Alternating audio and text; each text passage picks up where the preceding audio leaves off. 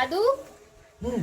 তুমি যখন ইয়াং ছিলে তখন তো অনেক যাত্রা করেছো। হ্যাঁ। তো আজকে তুমি একটা আমাকে যাত্রার পাঠ শোনাবে, শোনাবে তো? হ্যাঁ। দাদু, যাত্রার একটা পাঠ শোনাও। আচ্ছা, একটা গরিবের মেয়ে, ঠিক আছে। বড় যাত্রা, বুঝেছ? আচ্ছা, ফার্স্টে জল আনতে যাচ্ছি গরিবের মেয়ে, তারপর জমিদারের ছেলে দুদিকে তাকিয়ে পরে কেউ নেই, তখন জলটা আনতে হবে, ধাপে উঠছে, কাপড়টা পিছন থেকে টানতে হয়। কে? ও তুমি? আমি মনে করছিলাম তুমি কোথায় এলে না, তোমার মালা আনতে না আসি কেন থাকতে পারি সীতা, মালা দিয়ে তুমি আমায় কিনে ফেলেছো, বাজি করতে রাখছে মালা পর এগুলো কুচি রেখে দেয়া, মালাটা বাদ দিয়ে ফুল কিনছে, তুমি ওটা ছাড়ো, শরীর আড়াল থেকে দেখছি, দেখুক কি না, আমি কলম কিনে বললো না, বলো কি আমি বিয়ে করি তোমার সব কলঙ্ক ধুয়ে ফেলবো। আর সত্যি বলছি, সীতার সাধারণ সফল হবে, আমি শপথ করে বলছি।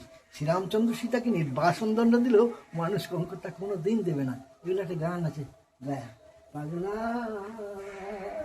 বুঝেই শপথ কর, শকুন্তলায় ভালোবেসে দুষ্মন্ত দিল মালা, দুদিন পরে ভুলে গেল, দিল বড় জ্বালা।